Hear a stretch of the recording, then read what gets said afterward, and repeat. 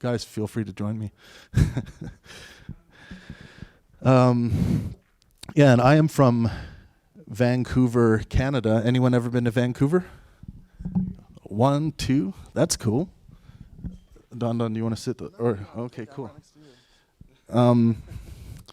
This is Don Prager, and he did the pre-ramble with me when we were just in New York City with Alex O'Connor and Dinesh D'Souza. If you guys haven't seen that discussion, it's a wild one. The topic was, is the Bible true? So in that event, we got into the topic of truth from a philosophical perspective, and when you start studying philosophy at that level, asking questions like, well, what really is truth? What are the best criterias for truth we could be using? You're gonna see that there are many different criterias of truth we all use when we're trying to assess the truth value of anything within the purview of our experience. And so we talked about that, Don and I, when we sat on stage. If you haven't checked out the Pangburn YouTube channel, that's a great event to start with, because it's our most recent one since coming here. But I want to, first, this is Thomas Panter from Alabama. We got Dal Tzu from Sacramento, California. Okay, Sacramento. And then we got Brett. I'm from San Diego, but I live in San Francisco. Right. And I'm from New York. So great. So what we do basically all day, every day, is sit on the Pangburn Discord server while we're doing our work. Some people are in between having their lunch at work, but you can come into our Discord server and you'll always see a lot of us in there just having conversations about whatever ideas have come up throughout our day or what we might be interested in. Recently, of course, we've been talking a lot about politics and the upcoming election, so that's been a spicy topic. But everyone's welcome. We have people that are right-wing, left-wing, Buddhists, Hindus, Muslims, Christians, atheists. We have all kinds of people that come onto our Discord server. So please do, if you ever feel like you want to be involved with the community where you can talk about ideas and get good faith, helpful engagement with those ideas, Pangburn would be a great place for you. So it's called the Pangburn Discord server or Pangburn Universe Discord server. If you want to find out more about it, you can just go to our website at pang-burn.com, but everyone is welcome. But here we are tonight. The topic tonight is a question. Originally, I proposed it as a statement, the antiscience of God. But we're asking the question, the antiscience of God? So Stephen and Lawrence both agreed to this topic, and what I'm anticipating is a bit of a clash between Lawrence and Stephen about what religion has done to either stifle or enhance the progress of science and scientific endeavors. And I think Lawrence is on the side of, it's mostly stifled the process, gotten in the way, and I think Stephen is a little more sympathetic to that. Maybe religion has allowed us to hold on to certain values that allow us to, in turn, value science and what science is trying to do. So this would be a good question to ask yourself before we get started with the conversation. But Donna, what do you think?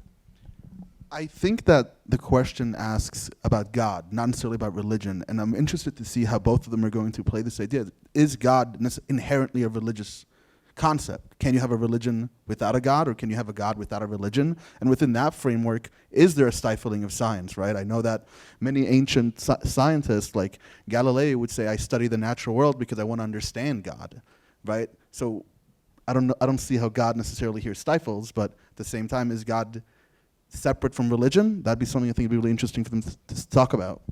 What do you think, Dal?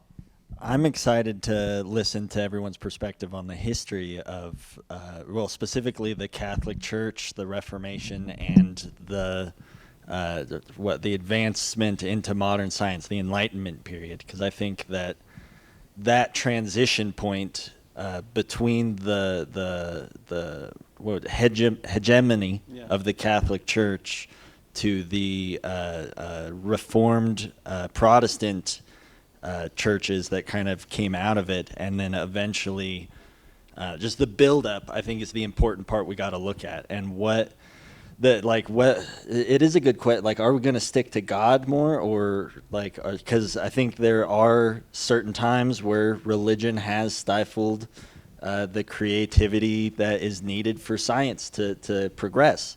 But at the same time, like, concepts like truth and objectivity are kind of tied to God and that foundation. So I'm interested in that. How about Brett? What do you think? I'm really looking forward to the discourse where they can get to a point where they can agree on terms. I think it's really essential that they obviously have their perspectives, but I would love to see where they agree, and if they can pinpoint, some space and time where an idea they have diverges, and why does it diverge, and then not a literal steel manning, but something along the lines of a productive conversation. So they're having in good faith, but also they do challenge one another, but they can not, get dissuaded by or distracted by different terms, if you will. Mm-hmm. Yeah, I mean, basically about the talk tonight, it's analytical versus not the continental, but what's the word? Help me out here, somebody. Postmodern, thank you. Yeah. Yes. So a lot of the big thing with that clash, especially with people like Matt Dillahunty and Jordan Peterson, there's always a question of truth and what is truth, and it's extremely hard to communicate. These people wouldn't usually sit down and have a conversation like this at a regular basis, but we get them together because we want to see these conversations. Mm-hmm. I don't know how to explain it, but I just love this kind of stuff. This is what I live for, the dialectic. And you did mention, everybody, please come to our Discord and hang out. It's really fun. We do a lot of good things there. But yeah, that's basically all about, when you have someone who's not necessarily an atheist and another person who is not necessarily a Christian, and they're talking together and they're going through the ideas, and one person might be like, well, I feel that doesn't really fit with my analytical view. We're going to have to work on that. Anyway, I think it's going to be really interesting. Awesome. Thank you so much. And I also wanted to mention that Doubt Sue here is featured in our newest Pangburn Universe comic for kids that is available on Amazon now. And it features Doubt Sue and his raccoon companion going on a philosophical journey through the Temple of Power. And I won't spoil the ending of it, but it does have a happy ending. We win. Yeah. Yeah. He wins. Okay, he spoiled it. But and it's a coloring book, puzzle book, and adventure for kids. And we're creating a bunch of these right now. Lawrence Krauss, we just finished Lawrence Krauss's children's book, and that's going to be in our Amazon store very soon. And we're going to be creating these children's comics for all kinds of different intellectuals. So keep an eye out for that. But the best way to keep up with what we're doing is to follow our YouTube channel, because I do a lot of announcements in the community tab there. But if you want the full-on Pangburn experience, join the Pangburn Universe Discord server, because that's where we hang out all day and share ideas and brainstorm. And if you want to talk to me directly and say, Travis, why have you never put these two people together on stage, or this group of people, or talk about this topic, that's a great place to get a hold of me. Or you can always email me at travis@pang-burn.com. But we're going to clear the stage for just a couple minutes here. Stephen and Lawrence are ready to rock and roll back there. And I will give you guys the full itinerary in just a minute. But thank you guys for joining me up here. I love you all, and rock and roll.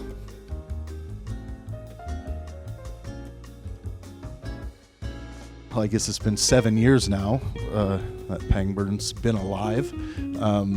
We've been doing this all around the world, and tonight is our 26th live intellectual discussion, and they all exist on our Pangburn YouTube channel that everyone around the world has access to for free. And I'm very happy with bringing intelligent people together to have good faith, helpful discussions. Those are the only rules for the Pangburn stage. Good faith, meaning sincerity of intentions, and in this case, one's intentions to have a good conversation. And number two is simple, helpfulness.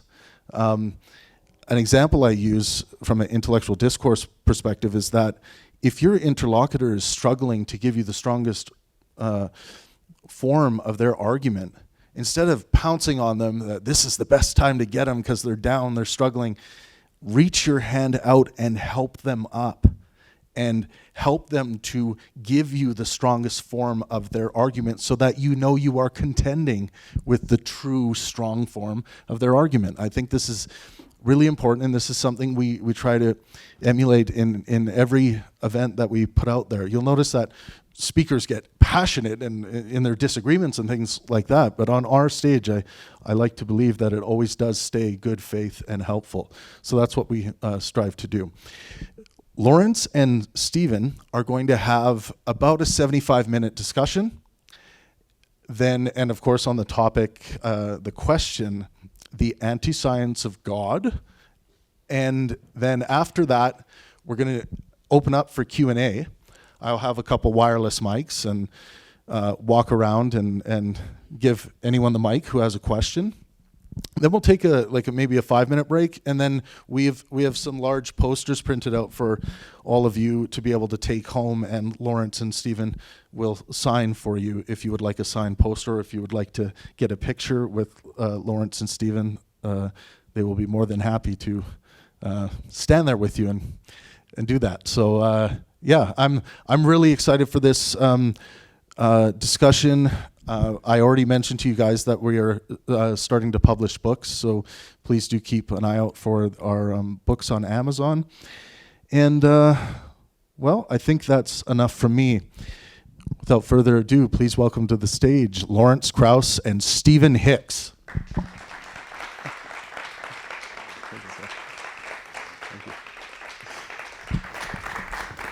Well, there's some people. There are some people here. Okay, good. I have a rule that if there's less than 5, we go for coffee, but I guess we don't get to do that. Well, it's nice to be here, and I hope we're going to have a discussion, not a debate. Stephen helped me by providing some questions when I wanted to have some sense of where we were going to go, and so I thought I would initially respond to some of his questions and give a chance to sort of see where we go from there. And I have no idea where we're going to go. But I'm not sure what the title of the debate means. But I want to say a few things. First, by the way, first of all, I think the main, and I guess Travis already resonated with this, that the purpose of a discussion should be to find common ground, not to, this is a political season and it's all, debates are always supposed to be disagreements. But I think the idea is to kind of discuss things until you see where you might agree, and hopefully those areas where you might agree are maybe some connection to truth. But anyway, I'll just start. I want to make it quite clear that I think we are all religious by evolution. And I'll describe what I mean by religious. And the great thing about science is it's a tool that was discovered to overcome the fact that we're all religious. It's the most important tool in human history. And it's vital, as I'll describe later, I think, for our future. As with Fox Mulder, we all want to believe. And science provides a process by which we can overcome that wanting to believe in anything, to check it, to be skeptical, to test it, to retest it, to have vigorous dialectic, a debate with others who attack your ideas strongly and aggressively, and then see which ideas survive. And by religion, I mean much more than God. God's just the silliest version of religion. And I'll talk about that in a second. I think religious belief is sort of more basic than that. So anyway, I want to answer some questions that sort of Stephen put up, and it'll be interesting to see if you agree or disagree or what. The first question was, what is science? And so if I was going to describe it, I would say it's a process for uncovering how the universe works. It's the only way to uncover how the universe works. Let me make that quite clear. There's no other process that works. Revelation certainly doesn't. And it's also a process for overcoming inherent religiosity. And by inherent religiosity, I mean the desire to believe what you want to be true, independent of what actually is true. What's religion? Broadly defined, I would say it's a belief that's independent of facts. Any kind of discussion where you have the answers before you ask the questions. Something that is a generic characteristic of religion, and it's true for not just organized religions, but the other kind of religions that I want to talk about, is heresy and dogma. Certain questions are unaskable, and you're not allowed to ask those questions, and if you do, you are vilified or removed or ostracized. The other characteristic of religion, I think, is that it vilifies humanity.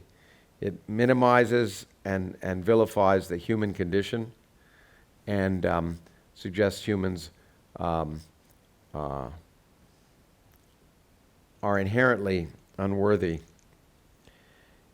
Let me give you an example of what I mean by all this in the context that's more general than just God.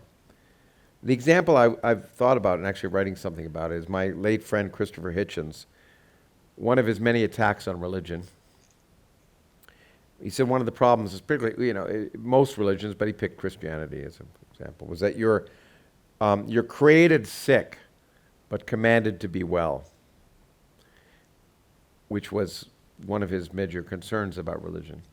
And it's true for most of the world's organized religions. There's some original sin. You have to make up for it. You may have had nothing to do with it, but you're commanded to be well. You're inherently bad. That's what I mean by vilifying humans. But that exact same characteristic is true for the secular religions that are dominating our society right now. Anti-racism, this pseudo-ideology that's been invented, it says basically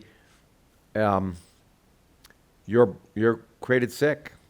You're automatically a racist if you're not, if you're white, and you're commanded to be well, but you can't be well because whatever you say, you're going to be a racist, and you're going to have this original sin, which was imposed upon you by your ancestors in one way or another. But you're commanded to be not racist, and the only way you can be not racist is by admitting you're a racist. And it's very similar to many of the processes that happen in organized religion, and particularly with the burning of witches, where basically you could only, when you were accused of being a witch, there were two choices. Either if you denied being a witch, you were definitely a witch. And if you admitted being a witch, you were a witch too. The next question that Stephen asked, before I say that, the difference between, another characteristic of secular religion and organized religion is it presents claims that are explanations of reality, which almost always are empirically wrong. It's true for many claims of systemic racism in various parts of our society, in my opinion. But it's also true for all the organized world religions of the world that they are, in some sense, make empirical claims about the world, and they're wrong, unambiguously wrong. And so religion is inconsistent with science in that sense. I'm hoping I'm saying enough that's provocative. But, why does religion have a hold, is a question that Stephen asked. And I think there's a few reasons. One, our evolutionary psychology. We as a species, have an inherent sort of teleological bent. We want to find purpose in things. We need to. And there's a good reason for it. In the savannah of Africa, if leaves were rustling, you could say it's nothing, or it could be a lion. And the people who thought it was nothing didn't survive and reproduce. And so picked out people we always look for explanations, things, and generally look for purpose. We're kind of hardwired to look for purpose, even when there is no purpose. That's one of the reasons I think religion takes hold. The other is it provides comfort in a world that's inherently fair, in a world where fairness is irrelevant, in a universe that doesn't care about us. It provides comfort, the feeling that you're being looked after, the false feeling you're being looked after, but it provides comfort. It's also taken hold because it's inherently involves, especially with organized religion, power structures that work very efficiently to maintain their power and have done so for centuries. It provides a sense of community. Religious people often meet weekly and have a sense of community, and that's of great comfort to people. And also, the other thing is it involves brainwashing. We take children and we abuse them. I'm not just talking about the Catholic Church here. As I've said, and my friend Richard Dawkins has said, I think exposing children to religion is a kind of child abuse. Religion involves concepts of God and are very subtle and deep, and taking a 3 or 4 year old and imposing those kind of beliefs when they don't even understand the concepts is unfair to them and often extremely hard to overcome.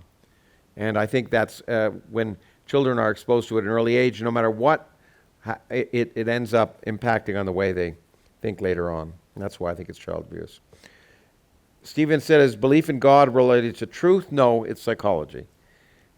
The truth value of God is irrelevant. It's psychological. We created gods because of our psychological need to create gods. Why aren't more people scientific was another question Stephen asked. And I think there are two reasons. One, I think our inherent psychological anti-scientific bias, which is what science works so hard. Science works hard not to overcome the biases of individual scientists, but to make sure that the scientific process makes sure that eventually the field progresses beyond the biases of individual scientists and the predilections and the anti-scientific nature of all of us. We all like to believe 6 impossible things before breakfast. And science provides a way to try and overcome that. And the other reason I think more people aren't scientific is we do a rotten job of educating people. Next question you asked, philosophy. Is it help or hindrance? Some people are under the mistaken notion that I don't like philosophy. It's not true. I think philosophical thinking is essential to science. Critical thinking, which is really what philosophy is based on, is an essential part of the scientific process. So scientists are always, all of us in some sense, when we're thinking rationally, are doing philosophy, and that should be praised. Philosophy as a discipline, however, is not particularly useful to science. In most areas of science, things have moved on. In my own area of physics, philosophy really doesn't have any impact. It did early on. Philosophy has the greatest impact on science when the questions aren't well defined. When early on in the history of understanding the physical world, understanding motion, understanding universal rest, and before there was an empirical real understanding, obviously philosophy was useful. It's not useful in physics anymore. But in areas like consciousness, where we really don't know the right questions to ask, you see this symbiotic relationship between philosophy, and philosophers are having a significant role in driving the discussion. So you have people like Dan Dennett talking as well as neuroscientists. You asked the next question, and we're almost at the end, by the way, of my answering your questions. But would I prefer rationally religious people versus irrational non-religious people? And there's zero doubt that I prefer rational religious people. Primarily because humans can hold two diametrically opposed opinions at the same time, at least two. And I know some scientists who are deeply religious in the traditional organized sense. But happily, what happens is when they go into the laboratory, they are effectively atheists, and they don't assume there's angels turning the dials. And so people can, so the irrational religious beliefs that they may hold does not govern the kind of questions they ask or the answers they're willing to accept. Being rational involves allowing your beliefs to conform to the evidence of reality instead of forcing reality to conform to your beliefs. And I much prefer that to a rational, non-religious people, because rationality is for me much a central part of trying to address the problems of the 21st century, which leads to the last question: why does science matter? First of all, it works, and it's the only tool that works to progress knowledge. There's no other tool that works to progress knowledge. It's changed the world more than anything else in good ways. Many of us are here alive, and we would not be alive here if it hadn't been for science. And many of the people in this audience, as far as I could tell, would exceeded the age at which people would have died even 2,000 years ago. It's the only tool which will allow us to address the true challenges of the 21st century. And science is essential to overcome the thinking that evolution has endowed us with, namely the religiosity, the inherent want to believe. And that questioning yourself and being willing, as Richard Feynman said, to spend as much time proving yourself wrong as proving yourself right is, to me, the most important thing that science teaches us. So those are some random comments motivated by your questions. And I don't know if they provoked or anything or not, so we'll see. All right, so let me go back to the beginning and less ambitiously just put how I would frame the first two questions, which I think are the fundamental ones. So what is religion and what is science? And so if we're then going to try to answer our question, is a concept of God anti-scientific?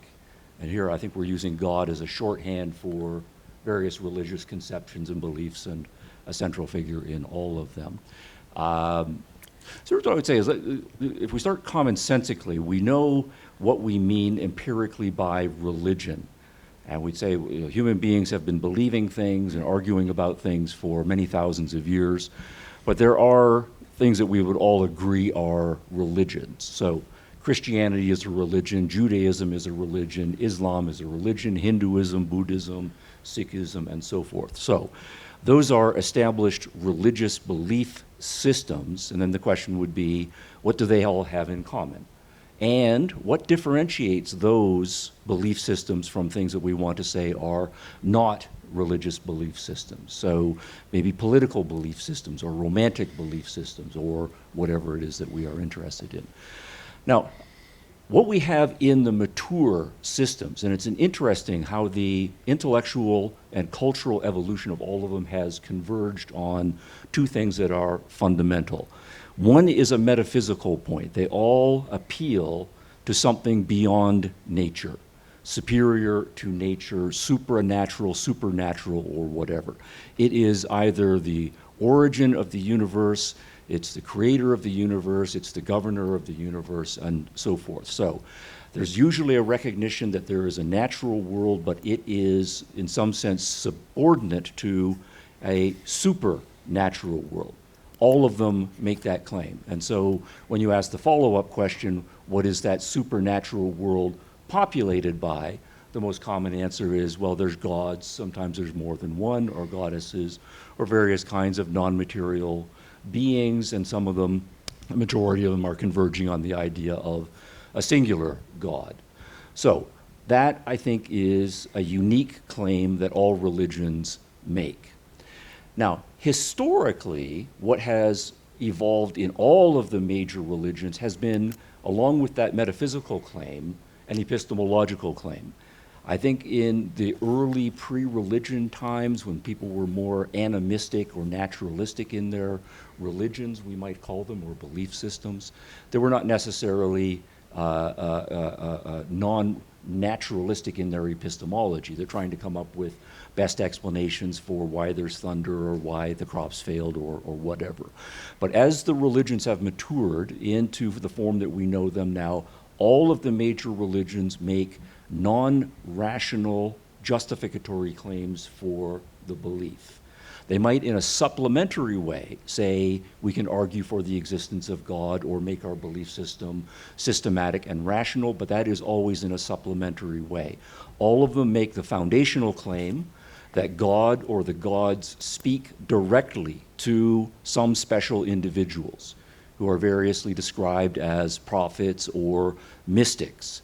And these are individuals who receive non-repeatable, non-verifiable claims, and those are meant to be authoritative claims. So, at the beginning of the Bhagavad Gita, what is the source of it? What is the source of the Quran? What is the source of Hebrew scriptures? What is the source of the Christian Bible and so forth? And what is the justification for it? It's not empirical claims that any individual can verify. It is special individuals who received a non-empirically verifiable, and in many cases, seemingly non-rationally verifiable claim as well. So that then is to say, religions as we now know them in their mature form, all around the world, the major ones, and this is now the smart people who are within those religious traditions working out what the religion stands for, are making a pair of claims. One metaphysical claim, a supernatural claim from which everything is to be derived, in terms of our explanations for the nature of reality and why the things are the way they are, and any set of epistemological claims that eschew any sort of empirical, logical, rationally verifiable, or experimental basis.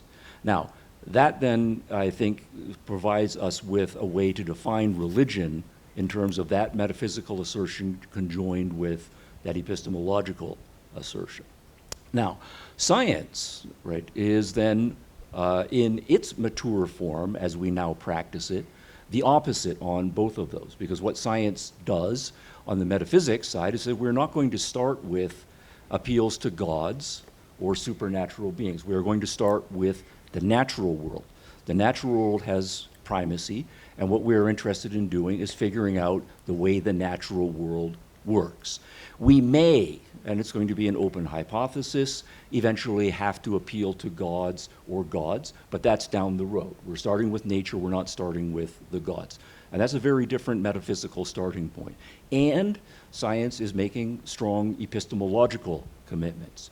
You have to appeal to the evidence of the senses, either, at least in one form of it, you start by observing the world and you conceptualize it, and then you start to come up with explanatory hypotheses that you are going to test, or you don't do the initial observations in a scientific way. Rather, you just have a bunch of observations and you come up with explanations that you then have to put to the empirical test. And so the empirical is important, the experimentalism is important, and we're going to use systematically logical, rational methods, and they are repeatable. They are not special to any given individual, so they are in that sense public.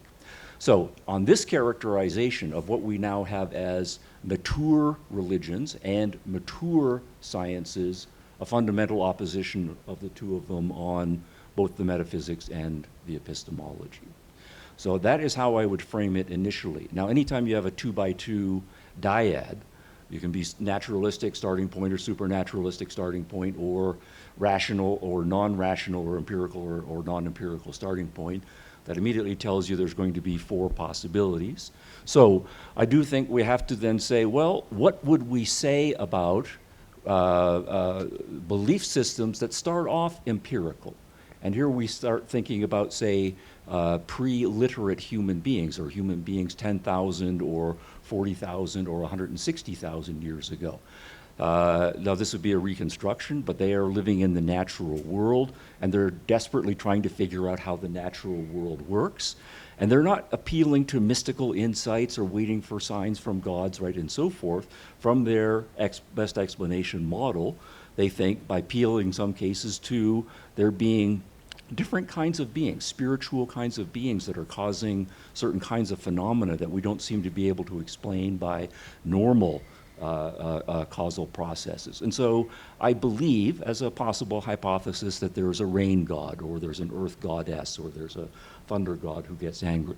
And that is not yet a non-rational, irrational, mystical, revelatory claim. That is trying to explain actual naturalistic phenomena in a best explanation model. And then what we have is an introduction of a supernatural being, we might say, but the person is still trying to function rationally. So what would we label that kind of thinking about the world? Because it's not modern science, but it's also not modern mature religion. And here I think we have an option. We can say it's either it's a primitive religion, or we can say that it's primitive science, and we just have to wait to see how that hypothesis tests out. And if the hypothesis doesn't work out and the people start to think more clearly and they find they can't explain those phenomena without appeal to supernatural beings, so they drop the supernatural beings, those are people who become scientists in a more systematic way. But when they start to think about it a little bit more and they find that they can't really rationally come up with good justifications for the various supernatural beings, they make a different move and say, no, I'm still going to maintain my belief in those supernatural beings, even though it's not rational anymore. And then I'm going to start making some epistemological moves to talk about faith and that I had certain mystical experiences that happened to me. That's to make a very different move, and that's to take things in a more or down a road that's going to lead people in a more mature religious direction. So I'm open, though, to what the terminology would be to talk about that primitive set of belief systems. But I think there's also then the fourth on the dyad, because there are lots and lots of people who will reject traditional religion. They'll say, I don't believe in any gods or any spirits and so forth. I think religion is nonsense, and it's all just hooey and irrational faith and maybe power plays or whatever. But they don't adopt empiricism. They don't adopt rationalism. They don't adopt any sort of interest in science. Instead, they take the abandonment of the supernatural and the abandonment of traditional religion, and what they then want to do is embrace or indulge various sorts of irrationalism, but in the natural world. So what I think we have then as the initial framing is, we have supernatural beliefs explicitly tied to non-rational epistemologies. That's mature religion. We have systematically, naturalistically based belief systems that are committed to empiricism and being rational. Mature science comes out of that. I think we do have belief systems where people are committed to some sort of supernaturalism, but they're not irrational about it. They think that they're being rational in some sort of a way. And I think we need a better set of labels for that kind of belief system. And we then also have people who are naturalistic. They think this is the only world, but in their operative psychology and in their explicit epistemology, they are irrationalist or anti-rationalist. So what I would do is just put that out as a framing and ask whether that helps. But I think that would then also set the stage for one of your earlier questions about whether we are all religious from the get-go, or whether we need to say some other terminology is going to capture that kind of psychological state. Well, the one point that I think it's a good framework.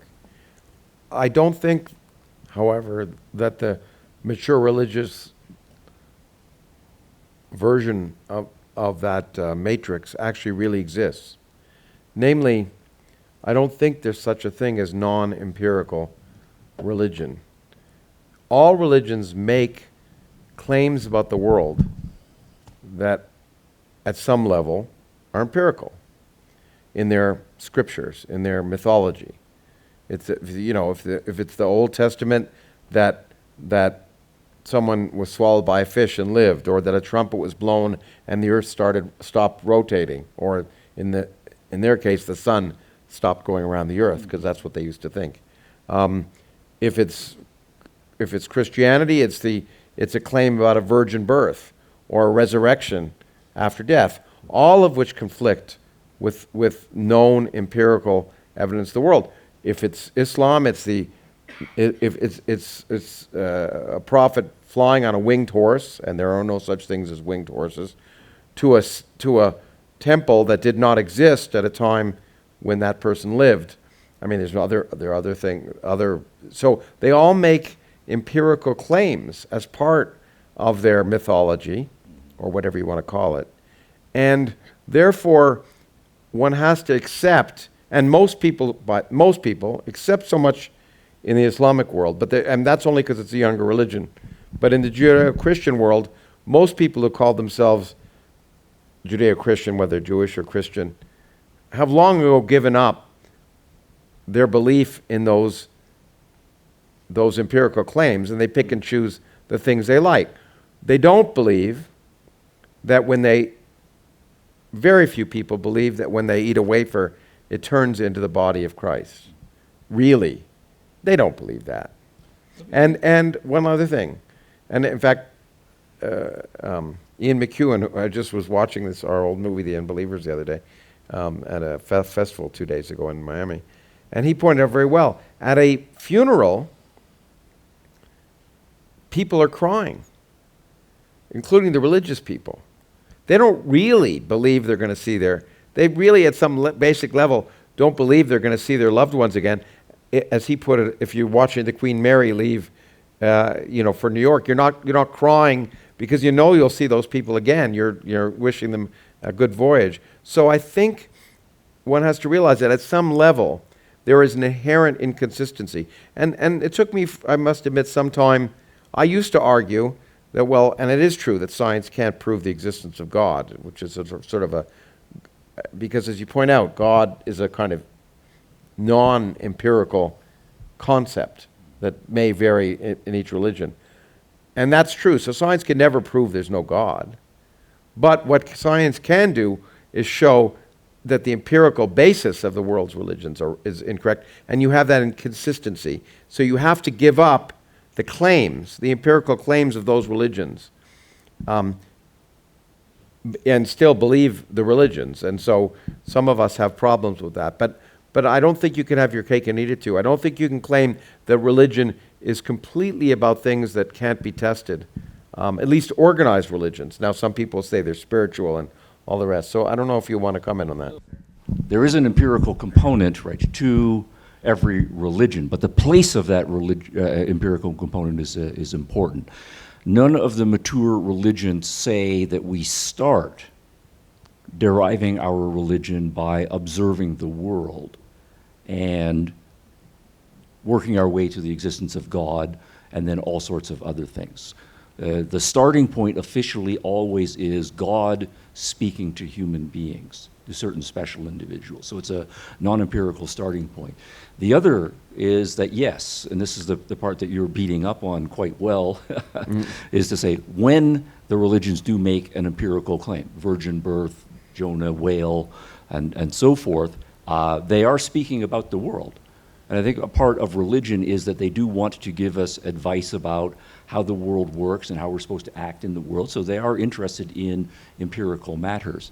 But where the other empiricism also has no bite in the major religions is what happens when the kinds of problems that you are citing, and I would agree that those are problems, come up. You make this empirical claim religiously, and you cannot empirically justify that, or rationally justify that, or experimentally justify it. What is your reaction to that? If you are an empiricist fundamentally, then what you do is you say, if my hypothesis does not fit the data, ultimately I have to get rid of the hypothesis. The modern religions don't do that. They certainly don't. That's right. So that then is to say, neither at the beginning nor at the end, the terminus point of a reasoning process, does empiricism have bite in any of the modern religions? Let's just take Christianity. I think it's interesting because I think many people would say, what does it mean to be a Christian? Now, in fact, by the way, what people say and what they do is not always the same thing. So in England, the Dawkins Foundation interviewed people who listed themselves as Christian on the census, and they said, do you believe in transubstantiation? Do you believe in the virgin birth? Do you believe in... And it was no, no, no, no. Well, why do you call yourself a Christian? I like to think I'm a good person, because Christianity, religion has gotten a monopoly on morality. But I do think if you really asked people, whether it was the Catholic Church or anyone else, what does it mean to be a Christian? I think the answer would be you have to believe in these empirical claims. You have to believe in a virgin birth, and you have to believe in resurrection. Those are two central facets of Christianity, and I think that would be the litmus test. Not that you believe God, some ephemeral being talked to someone else. You may also have to believe that God is the Father, Son, and the Holy Ghost, and somehow can turn into one another depending upon the mood. of the time. But that's a much more ephemeral notion. But I think I'd be amazed if any church would say, well, you can believe in that Christianity is more than believing in a virgin birth and a resurrection. Most important, the resurrection, which is a central part of Christianity because it gives hope for humanity. So I think in some sense, at least Christianity is really defined by those two empirical claims. But you don't think so? I think part of every religion is empirical claims. What's Christianity except for those claims? Let me put it that way. If you take away those two empirical claims, what's left for Christianity? The issue is not, do the empirical claims not belong to Christianity? They absolutely do. Right. So if we take, for example, virgin birth all right, as the claim. Now, the claim definitely is there was a woman, flesh and blood woman, named Mary. She was a virgin. She had not had sex with Joseph, to whom she was betrothed. That's another empirical claim. Should be a matter of history. There was a claim that she became pregnant through a certain miraculous process.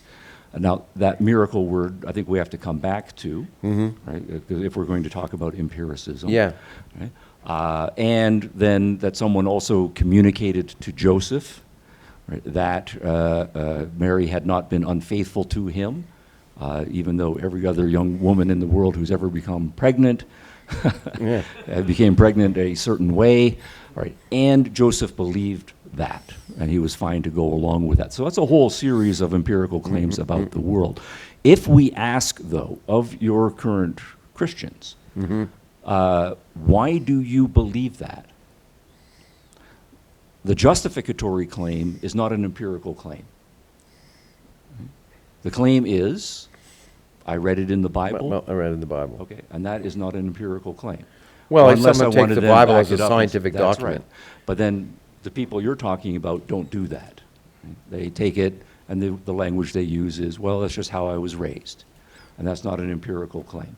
Right? Or it's, or at least not an empirical epistemological claim. It's a conditioning kind of claim. Or I'm comfortable with believing it. Or there's various other reasons why they might do it. I think, though, if they are hardcore, and you ask, well, why should I then believe in the Bible? That's where they then say, because the Bible is the revealed Word of God. And then you are immediately into the anti-empirical, mystical, revelatory epistemology. And that's the real serious philosophical foundation. When you say of the revealed, religion. though, isn't it assumed that it really was revealed, that it wasn't fake, that the revealed world, who is it revealed to? Prophets. And we believe those prophets it really was revealed to them. So it wasn't some hallucination. They weren't taking mushrooms or whatever. Or just con men like the guy who created Mormon church. He was already had been demonstrated to be a con man. Okay. But I think just, Joe, on that point, absolutely right. So there is a way then, if we really push, to say the act of revelation is itself an empirical act. Now we have to bring in supernatural metaphysics, say it's being communicated from a supernatural source. It's not coming from any of the other ordinary empirical sources. And that this guy was not having a hallucinatory experience. He really was hearing the voice of God, or really seeing the burning bush, or whatever it was that was going on. So the bush was really going on. There actually were sound waves coming out of it. And so it was an empirical act. But and so at a very minimal sense, okay, so then we got some empiricism built into the system. But it's a very limited empiricism. We have to say that's very different from any other kind of empiricism that we're familiar with, because it's not repeatable to any other person. It's also very different in that there's something special about a claim made in a single book that differentiates it from science. There's a book that makes claims that are absolutely true, independent of anything else.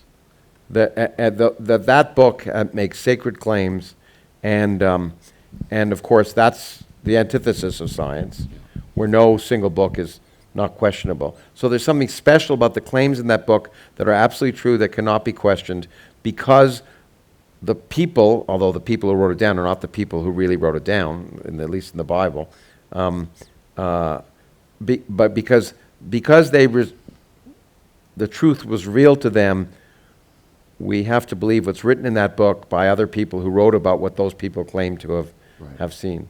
And it's like this Quran. By the way, I have the woman's Quran here, which is why I use it as a notebook, because it's empty. Anyway. Clever. Anyway, sorry. So while we're focusing on these epistemological issues, so we have faith in tradition for the vast majority of people who do not have these mystical experiences. Do we say that the mystical experience was actually an empirical experience? Another interpretation, though, is to say that in some sense the person's spirit was leaving their body, and it was a kind of direct communion, not of anything empirical, but of if I'm putting myself in the position of the prophet or the mystic, my spirit with the big spirit. And there was an unmediated communication. That would again be a non-empirical claim. But on these epistemological issues, we can focus on the empirical issue. We can focus on the logical, rational issues, all the traditional attempts to prove the existence of God or not. I think there's one other thing that we should put out on the table, differentiating science and religion, and that is the question of meaningfulness of the concepts. That one of the things that is characteristic of science, and I think good, healthy, rational habits in general, is people spend time trying to clarify their fundamental terms. This is what I mean.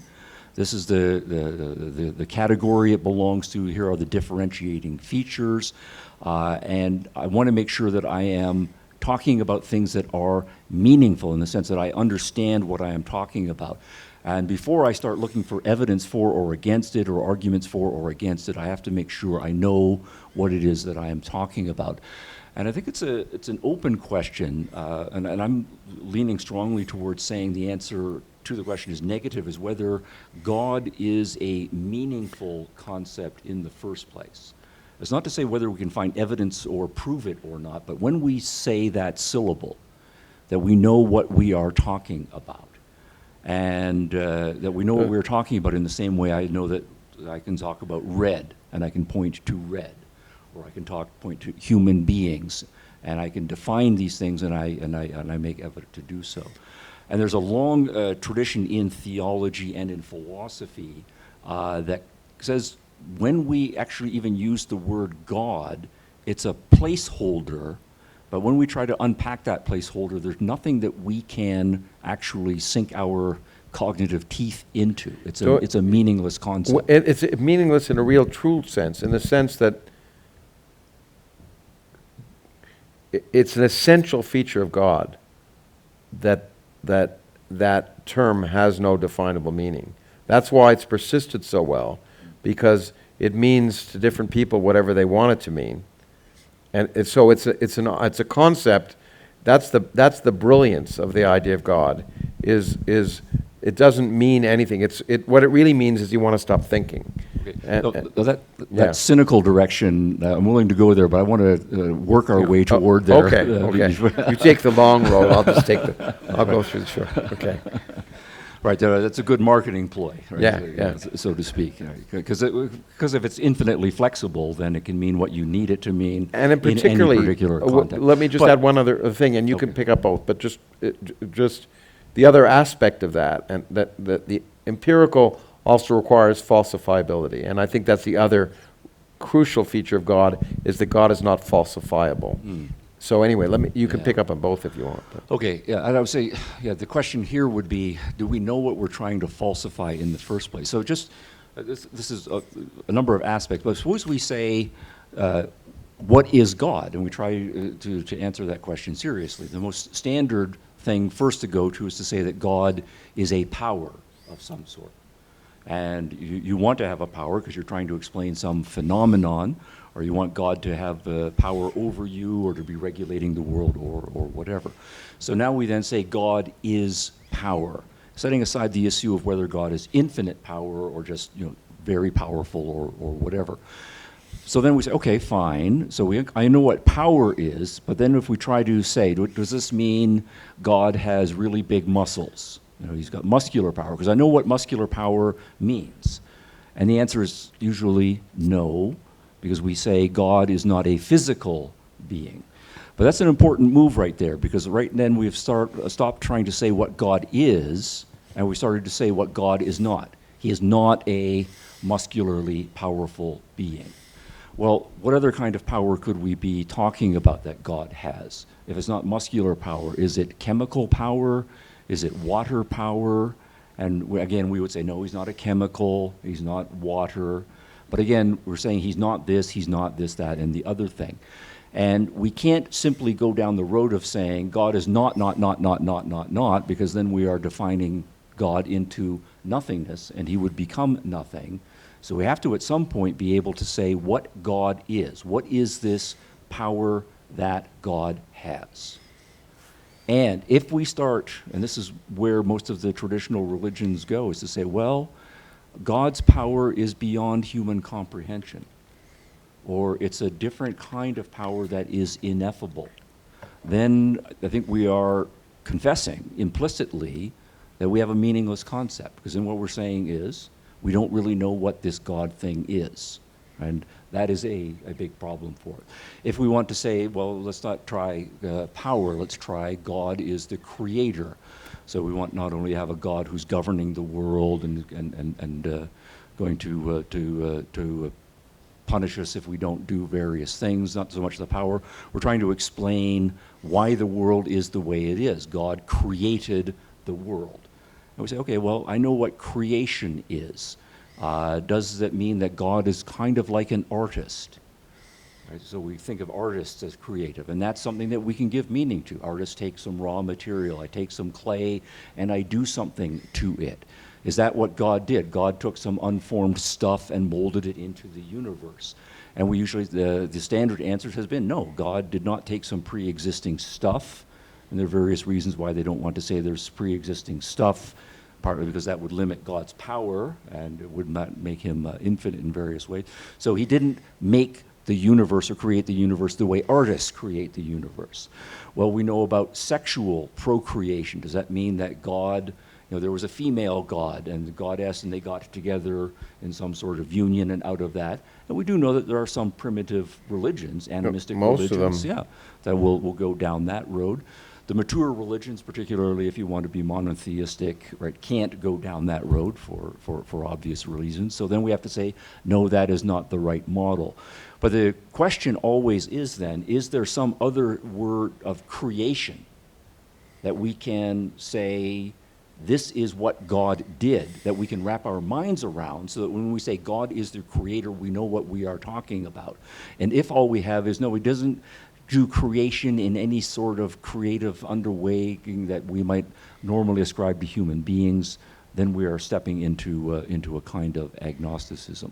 Now, many religions will explicitly embrace agnosticism in this sort. They will say God is beyond human comprehension. It is just an act of faith. But then for those of us who are, I think, rational about it, we have to say you don't have a clear concept of God. It's a placeholder for something else. It's an empty placeholder. And then I think the next step in our conversation, though, has to be, well, if it's not really about God and trying to make God intelligible and prove the existence of God, what are these other placeholder things, these other values that religion is supposed to be achieving for people, such that God is brought in to support in some way? Yeah, I mean, I think that you hit the key point, is that clearly religion, the world's religions, if you look at them, had and it's ubiquitous because it seemed, especially in early cultures, a way of organizing cultures and trying to define a set of rules that would allow groups of individuals to coexist in a fashion that would at least be controllable. And so religion clearly, all the world's religions, at least the early major ones, provide a set of rules, whether it's the Ten Commandments or something else, that they ascribe to this non-entity, and say can't be questioned, but they define. Well, they can't be questioned. The Jewish religion, you can sort of question them. You can at least have a debate about them. But they define a way for how people should live. So religions, really the central part of religion is not so much necessarily the metaphysical basis of them, as much as a set of prescribed rules, which you can understand as being useful to say how people should live. And that would be great, except it turns out the rules the reason religion is a net negative force for humanity is that those set of rules are obscene, ultimately, when viewed in a rational sense. But I think religion, as you point out, is really, at the heart of it, is you use God as a placeholder to argue for a set of rules by which your group or your tribe should adhere, and as a way of just creating order, and also to some extent creating control, because in many religions there's a priest or a hierarchy that can then control the way people behave. So it starts out as a metaphysical idea, becomes a basis for organization, almost political organization, and then becomes a power structure. Okay, I think that's a fruitful direction to go. I don't want to let go, though, of the kind of religions for whom it's not about moral order or social order. I do think there are many people who are religious for whom the metaphysical quest, or in some case, to figure out the key to the universe, what really works, and they're not that interested in ethics or social order. And I think that is a genuine religion. If it is conducted from a naturalistic starting point, the world is the way it works, and I'm trying to figure out, and I think really you have to appeal to some sort of supernatural being, and so I become religious in that. I think that's a legitimate religion. Now, we might then say, I think that's not a good argument. It doesn't work, and so it's weak science, or it's bad science, or it's natural philosophy that ultimately doesn't work. You mean like the God of Spinoza or something like that, where, Yeah, sure, yeah. where God really doesn't have any power, just created the universe, and after that, it's, so I mean, No, if or you, even more robustly than that. Now, let's say even what we now call more primitive people who are animistic in their religion. I don't think necessarily that religion is primarily about ethics or social order. I think some of them it is. People are just trying to explain naturalistic phenomena and why does the herd go this way? Why does the rain come sometimes and sometimes not? I mean, I'm not. So you think there are viable religions where the next step is not done, where it's just here's the explanation. God is the explanation of everything, but it doesn't tell you how you should behave. I don't want to go to the viable part yet. I want Okay, because I want to but just, I mean, no, I just want don't to know say, of any religion that doesn't make that next step, No. saying how you should behave. If you ask for many people what motivates them to become religious, they might be interested in the ethics, but what they're really interested in is the key to the universe. I want to know why things are the way they are. And some of them, I think, do end up in Spinoza. That's a limiting case. Some of them, I think, are interested in magic, that they think there are natural cause and effects, but there also are supernatural cause and effect.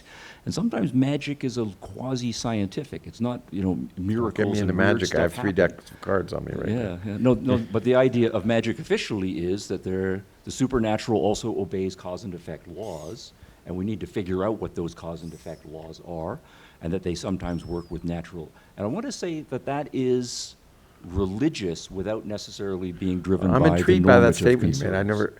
That the supernatural obeys cause and effect laws, because I would think that by definition is not supernatural. That cause and effect is, supernatural implies beyond cause and effect. Well, just to take the stereotype, you're the witch and you've got your cauldron and you've got the recipe, all right? And if you get the recipe just right and you say abracadabra, then the spirits have to act in that particular moment, and they have to act in a certain way. So in that sense, the magician has tapped into the actual causal power of the universe. It's not just... So an indirect kind of causation. The frogs' That's legs right. and stuff aren't doing it, but they're calling on some Yeah, diffuse, that's right. Yeah. diffuse cause which you can't explain. Right. And so I think that person is, perhaps motivated by understanding the way the world works and wants to control the world. They're not particularly interested in moral values or social values. And look, I think in a basic sense, I mean, I agree with you. I think as far as the origin of religions are concerned, it clearly came out of a way for primitive human beings to try and understand how the world worked, which is a useful way to survive, and certain regularities and certain things you could depend upon. But we don't live in those times now. And in modern times, do you think anyone comes to religion from an interest in wanting to know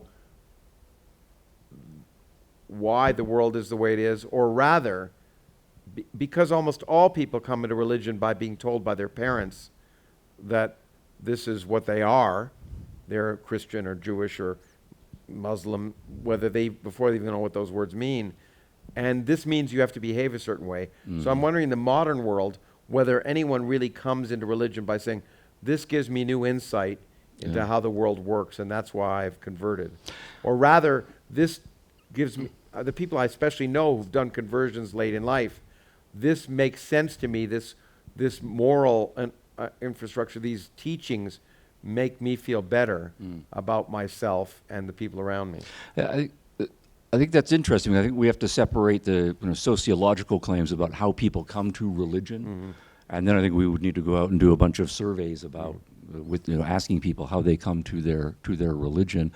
At this point, I can only speak from some personal experience that I know many of my students, when they take a course in philosophy of religion with me or just any philosophy course, they're not particularly interested in ethical issues, but they are burning with a zeal to try to figure out the way the world works. They're not convinced by a scientific model. These are 18, 19, 20-year-old kids, right? And it may be that there are other psychological forces going on, that they want the world to be more magical and more mysterious and more interesting, but they are real human beings in the modern world, and I am willing to say that they are religious.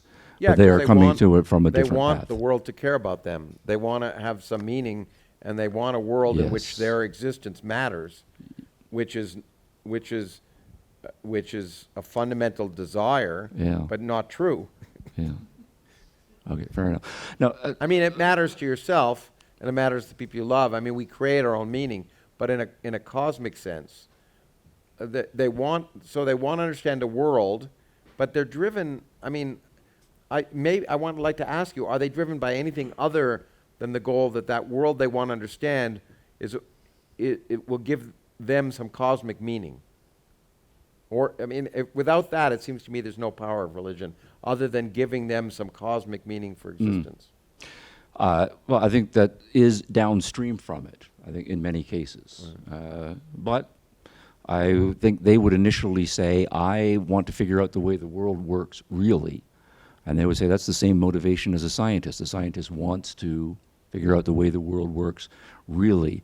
The scientist might then also say that I want then to understand my place in the universe and have a certain social status as a scientist and a certain sense of my life's meaning and so forth. But if it's the motivation that's the issue, the motivation can point in two directions. A religious direction, which is to say metaphysically non-naturalistic explanations, or in a naturalistic I guess direction. so. I mean, if you really want to learn how the universe works really,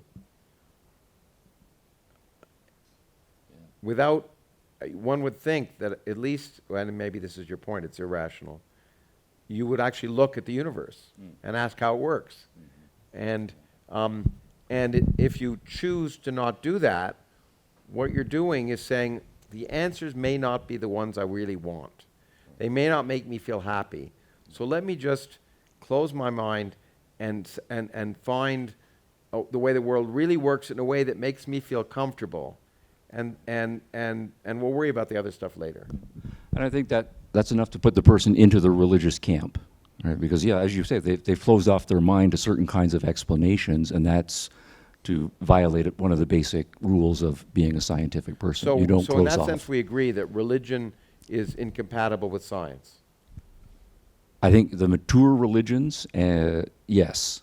Where I want to say, I want to say there's two categories. I want to say that there is weak scientific and anti-scientific. So if our question Okay. is God anti-scientific? I think it depends.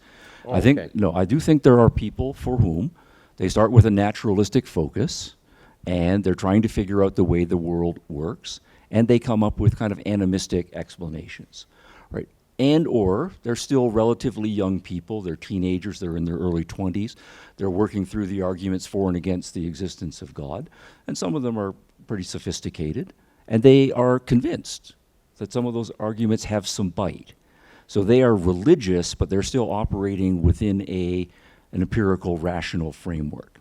Now, I then, as my opinion, I would say ultimately that framework is weak. It's not going to work. But the person is scientific in the sense that they are naturalistic and trying to be rational. Right? It's just weak science.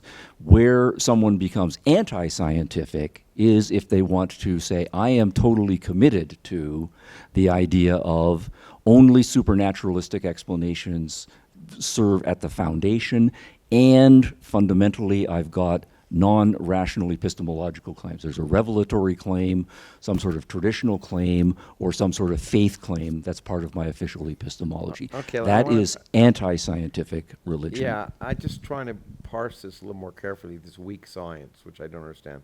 So it's weak because you ultimately leads you in a direction that's wrong, but But the ultimately history of it's- science is but littered it's with really different than anti-science. with Namely, it would be weak science. It would be science if these people, sure, they're driven by a naturalistic desire, learn the way the world works.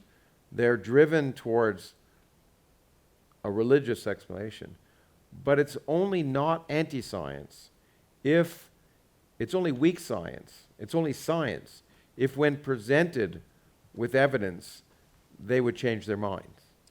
And so if that's not the case, then it's not weak science, it's anti-science. Right. So for my sense of weak science, they still have to be open-minded on the question. So they could change their mind and say... That's right, in and principle. say, That's right. So this would be the kind of person who would say, no, the real world exists as it is, and I'm trying to explain the world is, but I think, given the complexity of the natural order, there's got to be some kind of intelligence behind it. I think that's rational. I'm not 100% committed to this. I'm willing to be out-argued, but where I am right now as a sincere, thoughtful 21-year-old is I believe that there's a God provisionally. Actually, you don't have to be 21. I know a lot of Yeah, religious sure, or scientists. whatever it that's is, their, yeah. I mean, that's the argument I get from those scientists I know who claim to be religious, that Right. everything I know about the world convinces me there's some intelligence behind it, or order. The fact that there is order implies to me something beyond.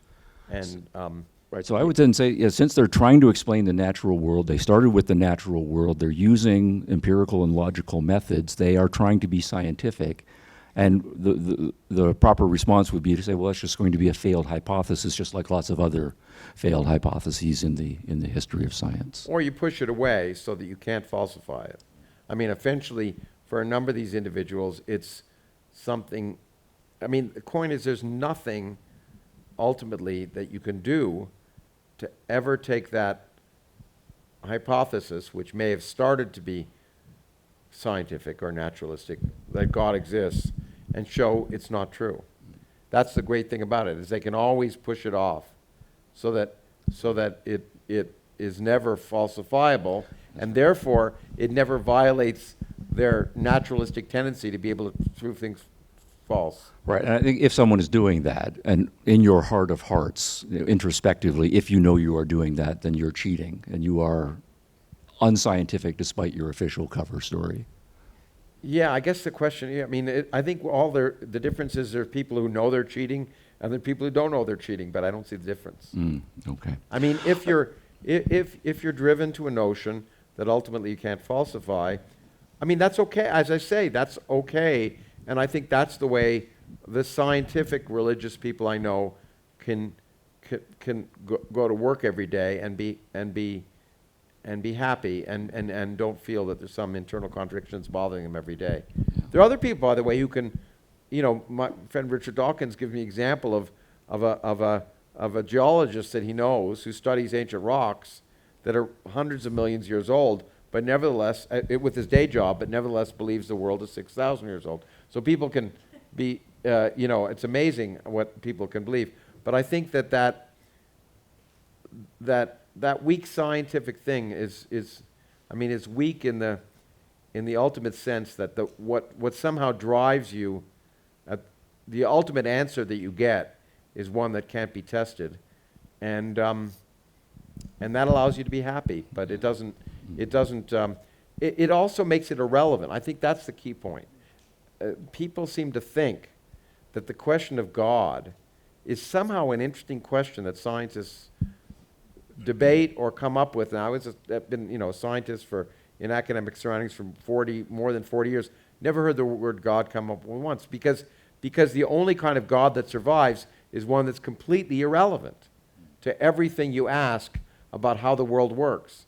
And that kind of God survives, but it's just irrelevant, and that's why it doesn't matter. God does. That's why while I'm called an atheist often, and I used to, in deference to my late friend Christopher, call myself an anti-theist, I graduated to call myself an apatheist, because God is just irrelevant to every question I ask about the world. And I think even for those people, ultimately that's true too. But maybe do you think that or no? I want to come back to that by the middle question about why people are attracted to religion despite all of the stuff. So we've been, in fact, beating up on religion, or trying to be as sympathetic as possible, I think, from a respect.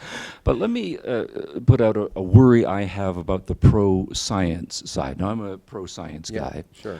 But I think the pro-science side has largely shot itself in the foot in many respects with respect to dealing with religion.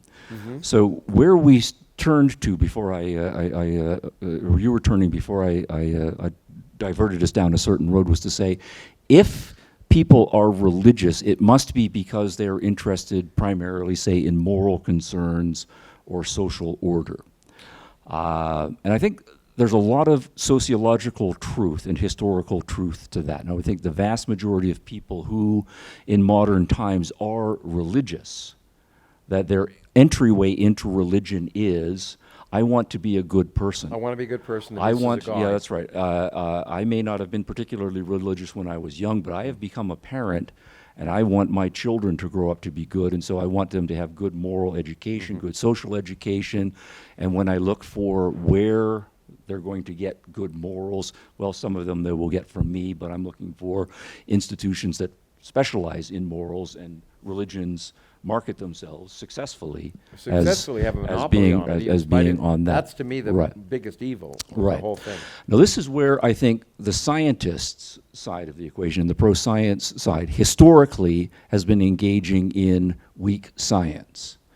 Because morality is a real phenomenon. Yeah. It makes a difference in your life whether you are an honest person or a dishonest person, a courageous person or not, whether you are a productive person or not, whether you are apathetic about the meaning of life or whether you are trying to find a quest for the meaning of life, whether you are going to respect other people's rights or whether you are not going to do so. So that morality, social, political component of human life is real, and it's a hugely important part of life.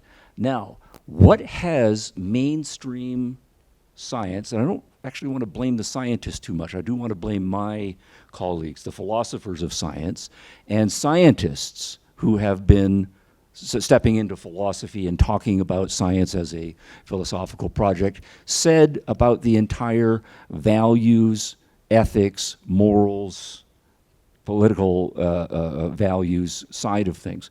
What they have said, predominantly, not exclusively, is that all of that is unscientific, or even anti-scientific. And what the philosophers of science of this sort have done, and many of scientists have bought into this, is to say there are two very different ways of looking at the world: the fact orientation of the world and the value orientation of the world. Or there's the descriptive way of looking at the world and the normative way of looking at the world. So you do this partition of everything that exists in the world into one of those two, and then you say, science has nothing to say about anything over here. It only speaks to facts, descriptions, and so forth. Anytime a scientist introduces a value concept, he or she becomes anti-scientific or lesser unscientific. Now, what this then means is that what scientists are doing is saying, all of this moral side and value side of the world, it's real, but we scientists don't have anything to say about it. Which is to limit the scope of science. But also, if our question is, why are so many people not totally bought into the scientific project, or resisting the scientific project, or finding the religious projects compelling, is that the scientists, and this is overstatement again, have said, we have nothing to say about ethics. And religions are saying, we've got a lot to say about ethics. And so really, normal people then want to say, I want to, of course, understand the way the world works, so I'm going to listen to the scientists, but I also want to be a good person, and I want to have a meaningful life. So I have to listen to the only self-proclaimed authoritative institutions that are providing that. So I have to listen to religious people for this and scientific people for this, and if you then tell me that I have to be anti-scientific in order to follow a certain religious moral code and belong to a religious community, well, I guess that's just the price that I have to pay. And the fault for that does not lie, I think, with the religious side, but rather with a certain kind of philosophy of science. Well, look, there's a lot, I think, that I agree with there. I think you haven't mentioned the other extreme, which is scientists who argue that, look, I think the key point is the question, and of which I have come to agree with some of my colleagues, that an old question, can you get an ought from an is? And I think it's absolutely true that you can't. I think it's absolutely true that you can. Yeah, all right, so okay. First big disagreement. Good. Okay. Well, maybe we don't disagree so much as you think. The point is, I would say that you can't get an ought without knowing what is.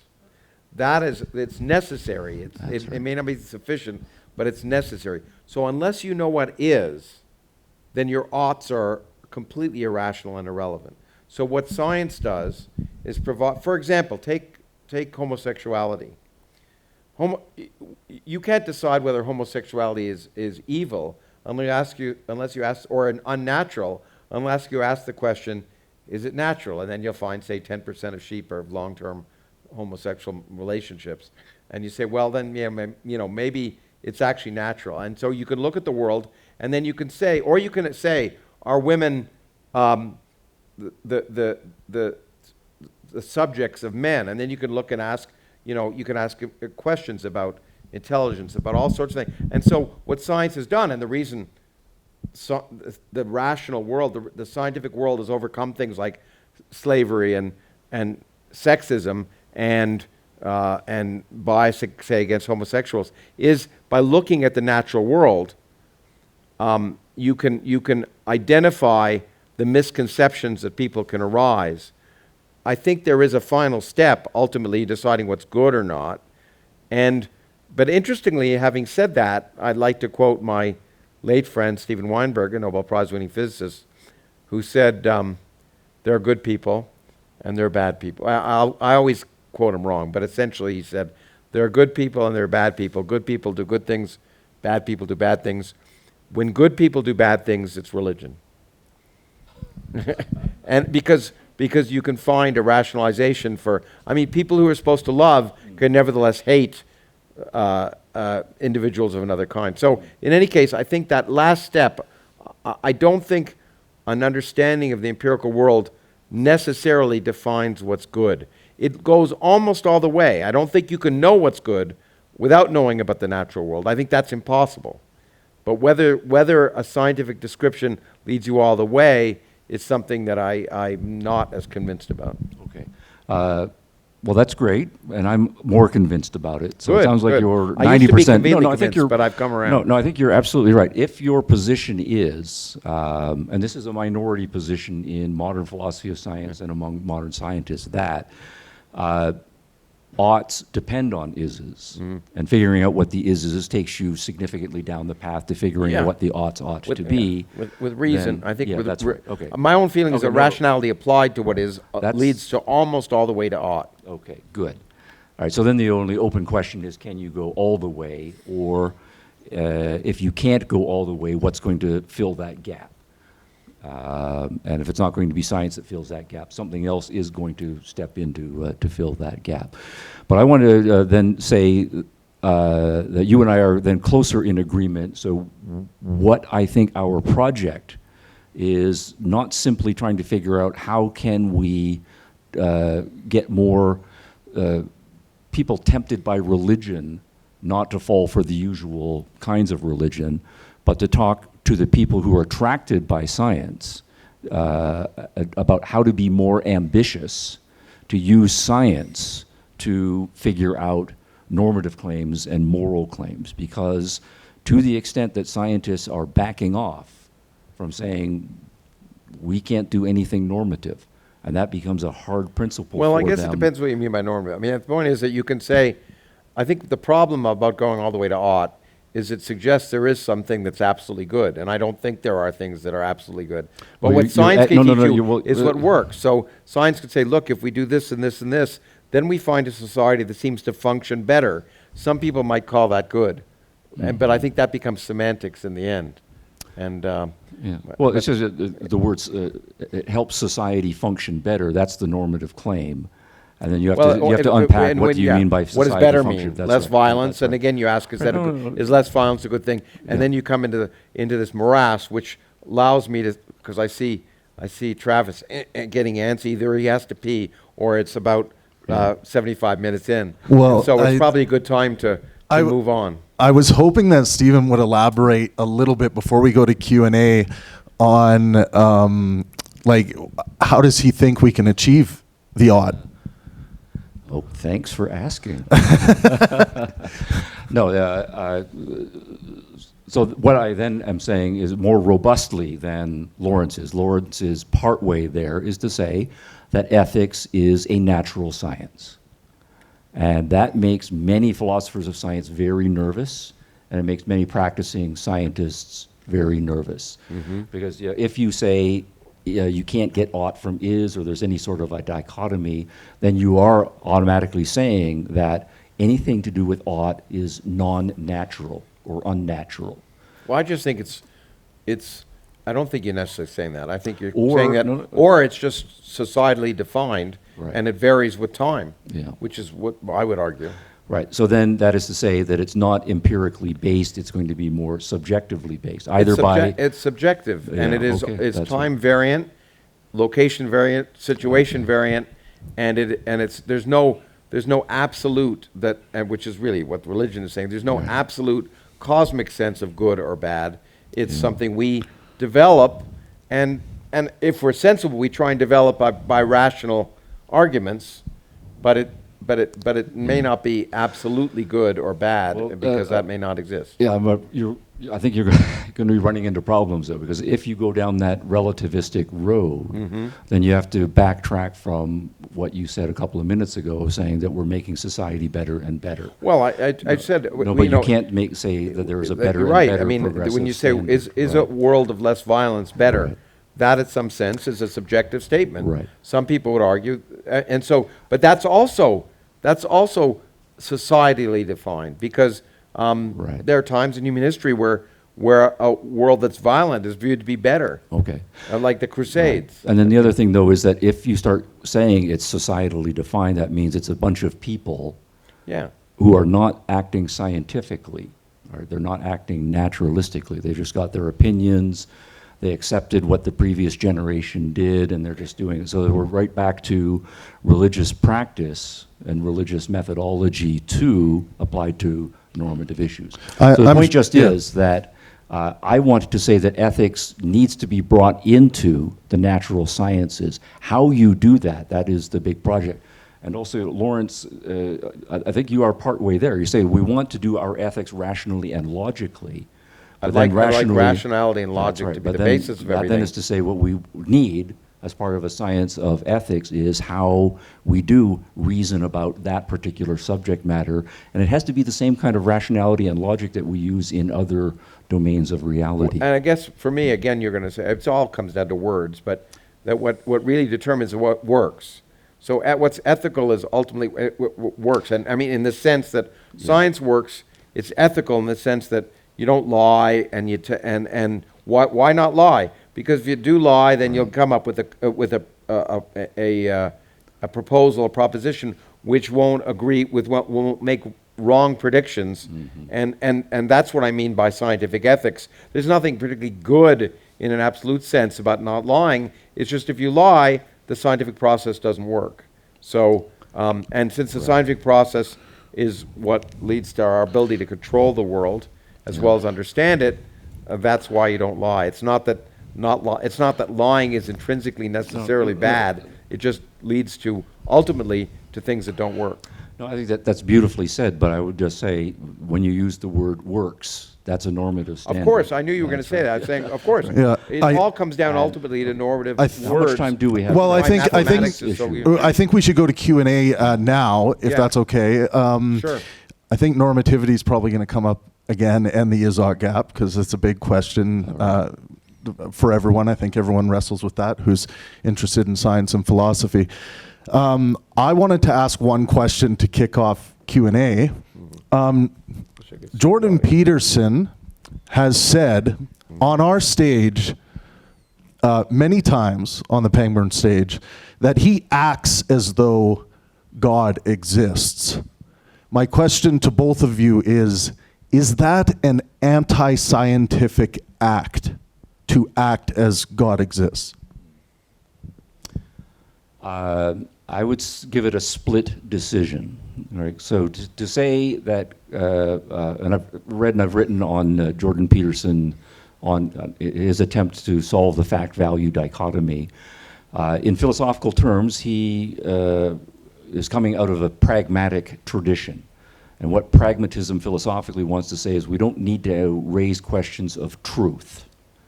Instead, all we have to do is ask whether a given set of ideas or practices work. That's the explicit philosophical. And so then the claim is that religions work. Right? They provide certain psychological values, and then more recently he said that they provide certain social values, social glue, and so forth. So they work in that sense.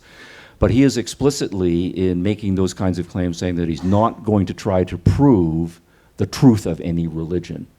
So I would say science is interested in what works. It wants to have ideas that when you put them into practice enable us to live better lives.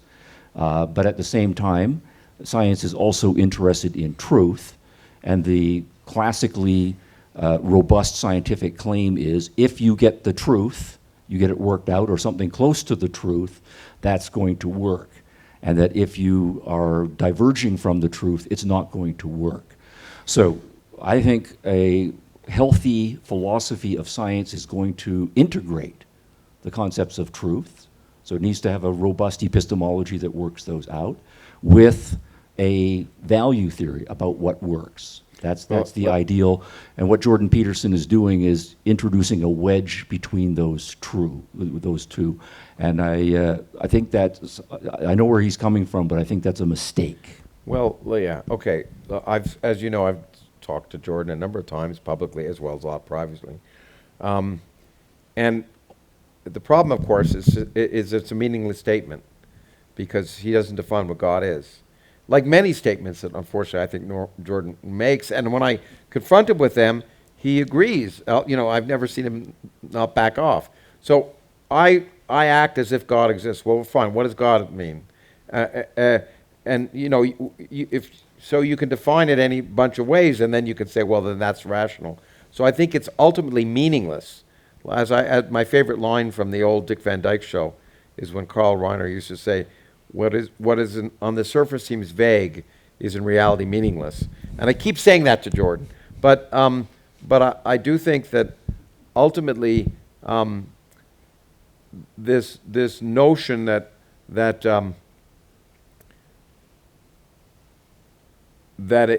it works. The statement that somehow religion does work is also ultimately flawed. It works it does provide people comfort. It produces a world of violence, hate, and bigotry and everything else. So it manifestly doesn't work. If we could find a way to provide people with comfort and community and I think science can, because science defines our humanity. Science is based on a universal humanity, that we all have the same genetic structures and biological systems. So I think science could provide a better basis. But this claim that somehow religion works is, look at human history. It's the exact opposite. It works very badly. All right. Can I Yeah, follow up? quick follow-up. Yep. I think this then goes back to the distinction between weak science and anti-science. And whether religion works depends on whether it's weak or whether it's anti. The antis don't work, the weaks do. Let me try to give an explanation for that. If your approach to religion is an empirical approach, and you're just focusing on the social issues, we need to get along with each other in the schoolyard, and I learn I can't take your toys whenever I want. And we need to be honest with each other, otherwise we're not going to be friends, people aren't going to trust me, girls won't want to go out with me. So I've got a worked out set of moral beliefs that are empirically based about what enables me to flourish and us to flourish in the world. And as I become more mature, I then come to believe that the best explanation for that is that principles of honesty and not stealing and so forth come from a supernatural being. That's not true, but it still works.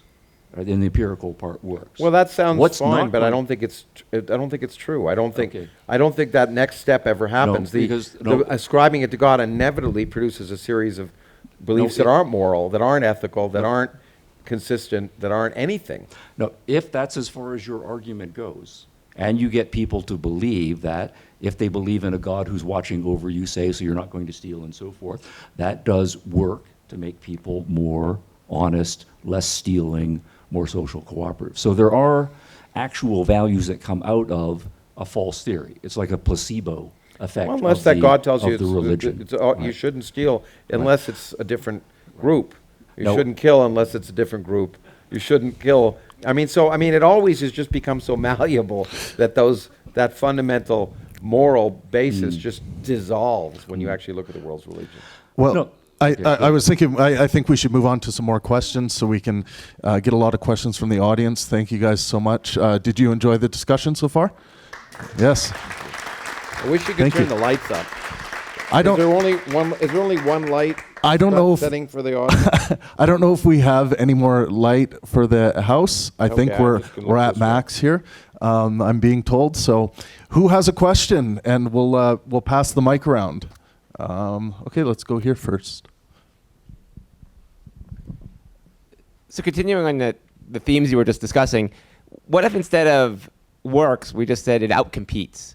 That these religious ideas tend to produce societies that or look at like how wokeism has spread throughout the elites, like it's sort of a religion-shaped thing. Mm-hmm. That these beliefs just are very powerful. The human mind is very susceptible to them, and that they're going to win. And so you sort of have to fight them with something. Well, I think that's the point I made at the beginning. I think we are hardwired so that religion has a natural advantage. We are hardwired to want to believe. We also are hardwired to believe we're significant, to need to believe we're significant. We're hardwired to believe that somehow the universe is taking care of us. So there are all these innate beliefs that gives religion an immediate advantage, and that's why it's so ubiquitous. And that's why it took a long time before science was discovered, a methodology and a process by which you could overcome those notions effectively. And so science is always playing catch up in that regard. We've had 500 years, but it works as an aggregate. but it never overcomes the fact that individual scientists are biased, or have all of the. We're all scientists are human. It's a secret, but it's true, and therefore it works as an aggregate, but it doesn't solve the individual human issues. But we train. I mean, you get trained as a scientist, if you're lucky, to question yourself all the time. Not all the time, because of course we are also human, and we go home and we don't question whether we love our spouses or we like our job or those things we invent so we can wake up every morning and do the kind of things we do. We kind of put them in the background. But I think, so I think you're right. It can naturally outcompete unless we constantly, and the only way to work against it is science, but it's got that natural disadvantage. But I think what we can do is, I'm an educator, and the only hope I have is education. And educating means, for me, allowing people to confront their own misconceptions and therefore come to a more rational view of the world. And what we can teach kids to do is to try and, as often as possible, use this scientific process to question what they hear or what they think and test.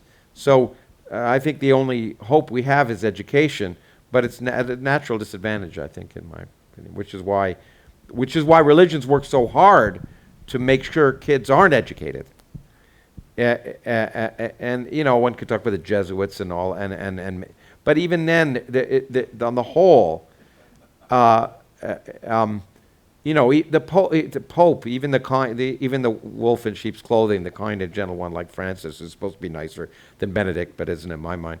But said, questioning is bad. And the minute you say that, you're, in my opinion, inherently evil. Anyway. I think that's a very good question. It's a rich question. So if religion, in a sophisticated form, has some supernatural beliefs and an epistemology that's not rational, appeals to faith, tradition, mystical insights and revelations and so forth, if we make enough progress to where people don't believe the supernatural claims anymore, for whatever reasons, I think that's a progress. So people stop being theistic and they become atheistic. Becoming atheistic is still leaving the door open to all sorts of ridiculous things that people can believe. Mm-hmm. So that then is to say, if people are not committed also to being empirical and rational and logical consistently, the fact that they have not bought into one set of false beliefs doesn't mean that they're not going to fall into false, ridiculous, and destructive beliefs in all sorts of other areas in their lives, their political lives, their romantic lives, even practice of various kinds of science. Would you say that most people who call themselves religious have already, in the modern world, except for Islam, right, in Judeo-Christian world, most people who call themselves Jews or Christians have long ago thrown away the supernatural beliefs for the most part. They hope, at some level they know that there wasn't a virgin birth, and at some level they know all the rest of the things, but they're still willing to, because they were probably forced as a child to believe it, they're still willing to accept the rest of the stuff. No, I think that may be, and there's an interesting sociological investigation we can do about people who call themselves by traditional religious names, but they don't buy into the supernatural claims or not. I think the import of the question is people who don't buy into any of the traditional religions and think of themselves as secular individuals. Nonetheless, they are irrational in various ways, and this is because we all are. Well. I mean, humans, we're not purely rational beings. Let me get the full thought out, and then okay. you can come back on it. So the people you were calling perhaps secular religious, and that's just picking up on the fact that they do not have healthy, rational cognitive habits in various other areas of life. Now the question then is, are those people more dangerous or more worrisome? And my sense is that for the last 100 years, the answer is yes. So there is a three-way debate at a minimum. There are people who are committed to traditional religions, And there's still lots of them out there in the world. Perhaps there still are a majority of people. There are a number of people that, however much we might disagree about various aspects of the philosophy of science, nonetheless we are committed to the natural world, being rational, being logical. We want to live and flourish in the real world. But there is a whole series of people. Wokeism is one virulent brand of it, but behind that is a number of philosophical schools, various forms of critical theory, various forms of postmodernism, and so forth that are ascendant in various cultural sectors. And they're not religious, but they're also not scientific, and they are incredibly dangerous. But they are. I would argue that everything they do is the characteristics of religion. It's not organized religion, but as I say, there's heresy. There's sacred doctrines that sex isn't binary, that you're not allowed to question. And my mind, I think it's an artificial dichotomy that you're creating, in the sense that what is dangerous is people who are irrational and anti-empiricists. And whether they're religious or not is irrelevant to me. They're equally dangerous. I agree with that. Then the historical claim just is that in the last 100 years, with the possible exception of politicized Islam in the last 2 generations, in the West, the more dangerous ones have not been the religious ones. So that then is to say, and I don't think we have a natural disadvantage as naturalistic, rational, scientific people. The fact that what we have accomplished in the last 500 years, or even more broadly speaking, in the last 3,000 years, has been astonishing. It is always going to be a 2 steps forward, 1 step back, and it's always a multiple front. So I think the fact that we are living in the real world and we're telling people, pay attention to the real world, use your mind, learn stuff, do the experiments. Little kids like doing that with the right kind of education. I think we have a natural advantage if we know how to play it right. Our disadvantages have been artificial. Right, the wrong kinds of belief systems, including religions and what I'm calling various pessimistic, skeptical, and outright nihilistic philosophies that have achieved a certain amount of cultural cachet. They don't have reality on their side, so I'm a little more optimistic on that. Well, I guess I would say in the last decade, the non-religious rationality has become, in the West, a real threat. But I guess I would say up until the last couple of decades, the real threat has still been religious. All right, shall we take another question here? Anyone have a question? Raise your hand if you do. Looks like we have one at the back. Here you go, Brett. Thank you both for a really great conversation. Professor Krauss up here in the middle. Okay. So I'll try to summarize this the best I can.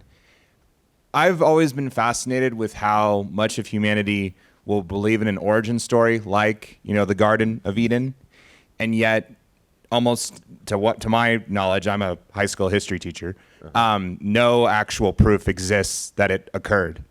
And so I guess Professor Hicks and Professor Krauss, however you want to take it, what do you see as being a concern of going from a belief like that to where there is little to no evidence, to my knowledge, towards the one which, East Africa, the last 100,000, 300,000 years ago, being where all of humanity does have a commonality, maybe a starting point of a global conversation to say we all bleed red, we all, have kids, need food, etc.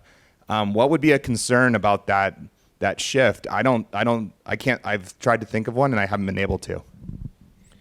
You can't think of a concern, or you can't think of a... When we talk about the fundamental, foundations of our species and where our civilizations have come from, a lot of times there's been origin stories and whatnot, right? Okay. Yeah. Well, let me just say, whenever you base your concept of reality on something that's fallacious, and there wasn't a Garden of Eden, then you're ultimately, the problem is, my friend Noam Chomsky and I used to be, and he would say what people think doesn't matter, it's what they do. But the problem is there's a connection between what they think and what they do. And my concern, the only concern I have about people who base their belief system on things which are empirically false, is inevitably it leads you to bad actions. And I think that's actions, and by bad actions I mean actions that come back and bite you in the butt ultimately. And so I think ultimately the notion that there's a Garden of Eden, if you take it down the road, leads people more often than not, leads people to the kind of actions we see in the world today. Whereas and I don't like to use the word belief, but the likelihood, which is now extremely high, that all of humanity shares common ancestors, all of modern humanity shares common ancestors in a group of 100 individuals in the south of Africa, gives us is a starting point that leads to in principle, a more efficient structuring society.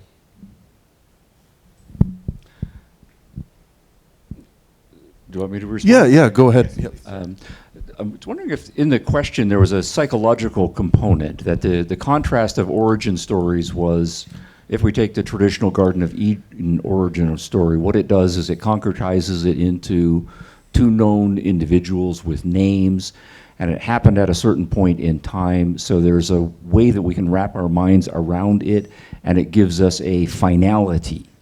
And there's one kind of psychology that finds that kind of story appealing, in contrast to a naturalistic story, an evolutionary story that says if you do a lot of science, we go back to East Africa 300,000 years ago, and we're not sure who the individuals are, we just know a certain generic type, and we also say that wasn't the actual beginning of the entire story, that's an indefinitely open-ended, going back into the past story of earlier origins, but there's a psychology that's comfortable with that kind of explanation. So we have two different psychologies at work when we're grappling with origin stories, and that's the issue? Well, hold on a second, but the point is, it's not, if the Garden of Eden just said, okay, all humans have a common ancestor of Adam and Eve, that wouldn't even be so bad. The central part of the Garden of Eden story is not that. It's that there was original sin. And that's the central, forget all the Adam and Eve. It was the fact that they were expelled from the Garden of Eden. That's the important part of that story. Then there's original sin, and then you have to create this other hypothetical being, Jesus Christ, who somehow saves us from the original sin created by two non-existent ancestors in a non-existent place. All right, well, this is fun, because I still have the question about what the questioner's question was, and then we can also... But no, but So I mean... no. Yeah, what do you mean by the origin Then the story? issue of what is important about the origin story, and then Lawrence is making a claim about the original sin being the important part of it. Sure. Let me see if I can decipher one factor that I feel, and if you think this is amateur and my epistemology is not sound, please let me know. But misogyny in organized religion, I see that as a real problem in the world. Maybe not so much in our country versus others, but it definitely is apparent in many areas. And so that being taken as a baseline to where half of the species and I'm sorry, but I'm going to use this language, a fictitious scenario of the rib and the talking snake, and then to the she is Eve is the blame of all, problems thereafter.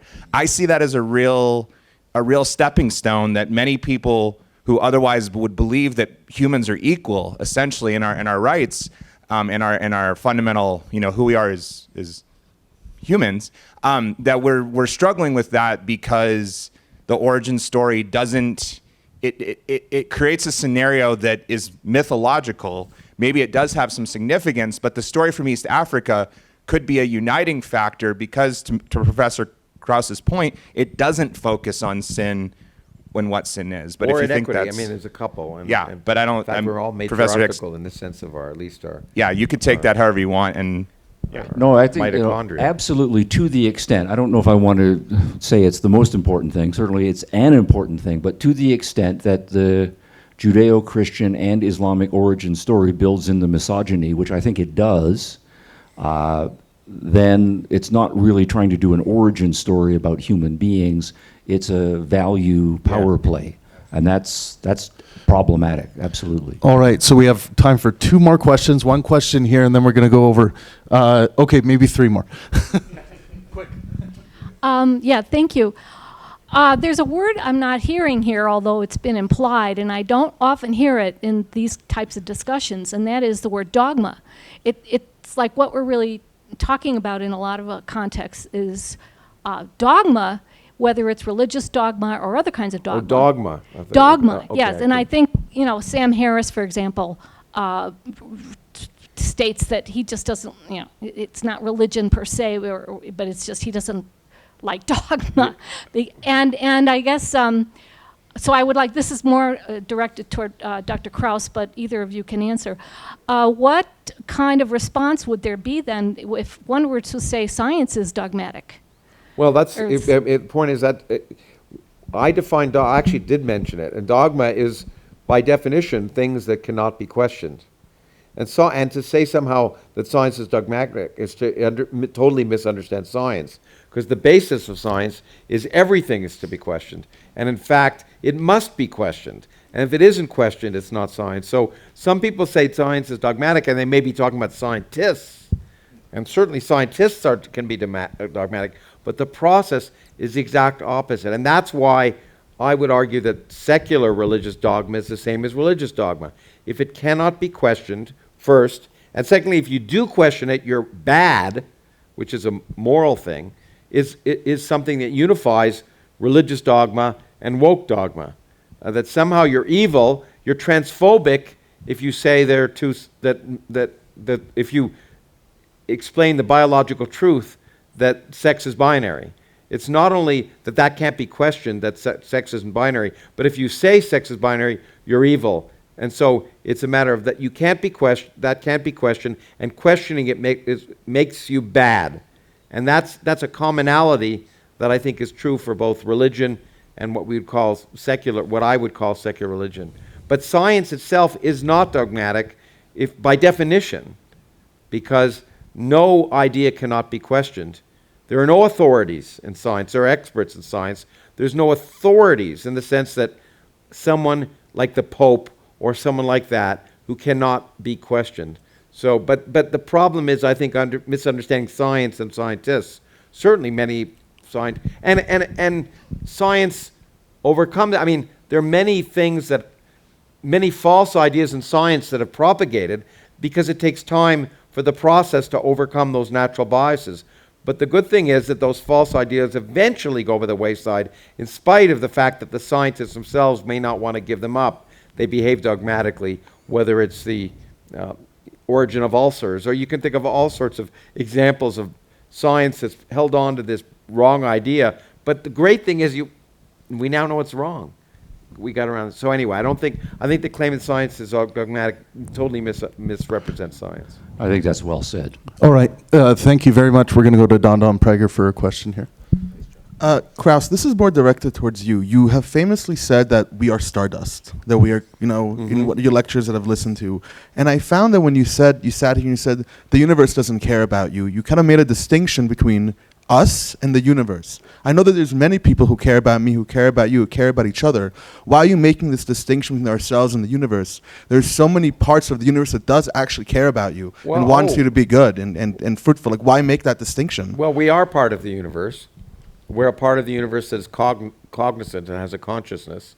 And we create what what I was trying to argue is there's nothing the universe outside of humanity does not care about humanity. It doesn't care about the good of humanity, the propagation of humanity, anything that so we create our own meaning. And so what I tried to do is make that separation between the universe beyond humanity. Of course, humanity is part of the universe, and that was my argument that we're all stardust. We are made of the same elements as everything else, and we all have that commonality with not just each other, but with the stars.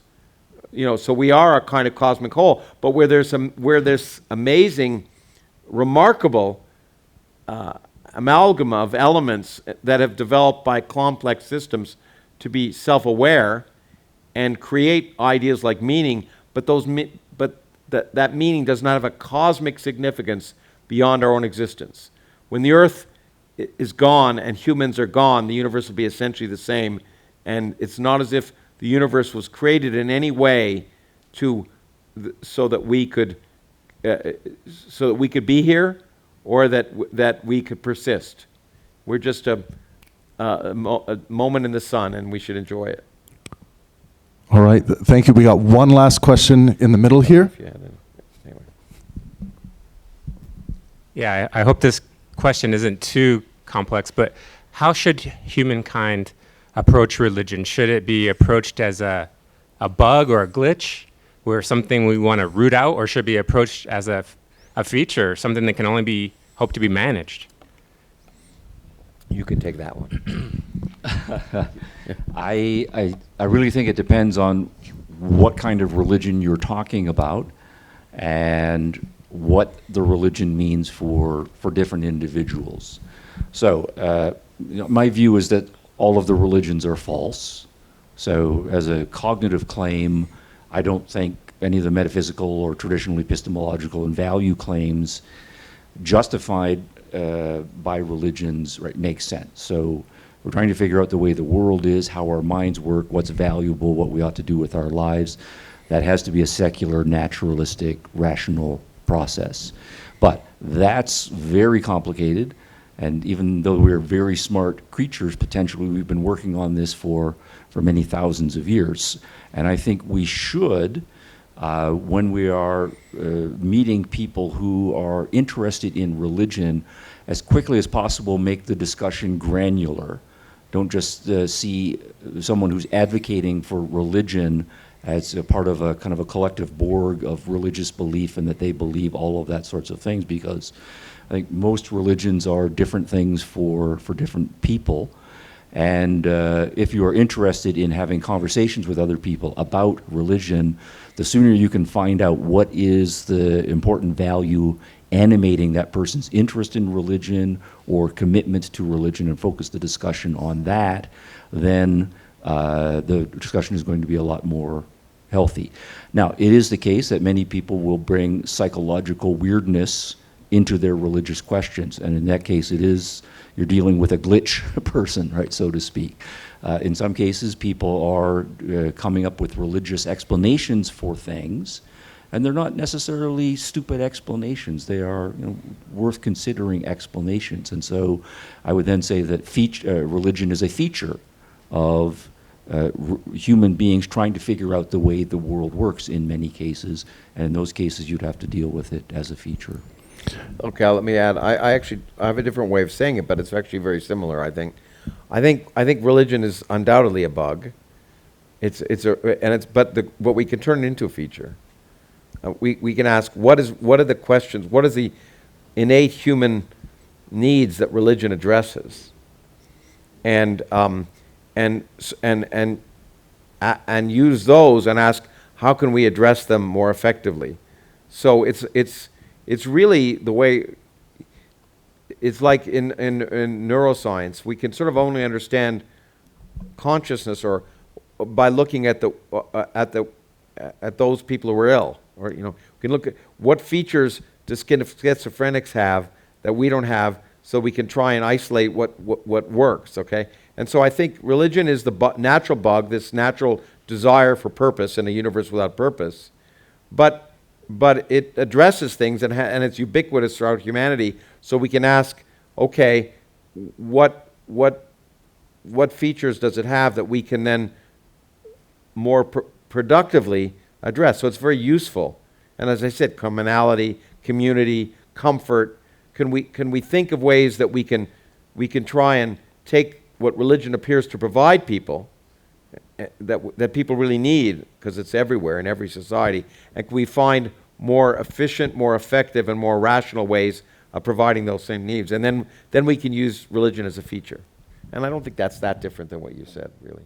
Well, on that note of agreement, I think, I thought that this was an incredible discussion here tonight. What did you guys think? Okay. Great. Lawrence Krauss and Stephen Hicks, thank you so much. Thank you. Yeah,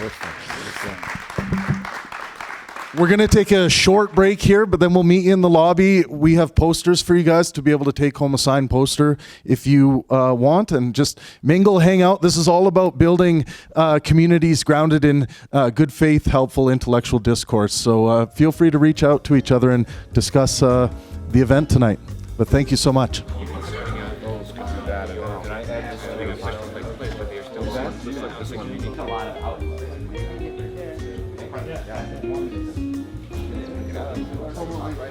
Hi, how are you? You came from Austin? This? Yep. Wow. And what is it? Pangburn. How do you spell it? S-A-N? J-A-Y.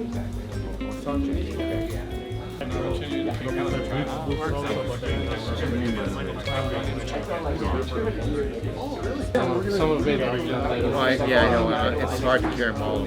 Getting water. This seems to be like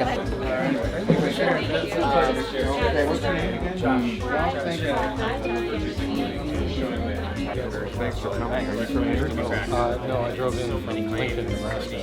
A lot of male-female sin differentials. Yeah, and also just, as a high school teacher, I'm really trying to crack down when I have misogyny, and I'm not sure how to address it. Now, I don't know if it's just something I want to Spell it out. Yeah, anywhere near it. And what's your name? About the Becky, I'm going to have to tell my wife who was at both of those with me. I haven't done it, but I'm not sure. Hope to cruise with you again. Yeah, but I Doubtsu and the Temple of Power is now officially available on Amazon. This is the first Pangburn universe book. It is puzzles, coloring, and philosophy for kids. So we hope you pick up a copy. We are very excited to release our first book.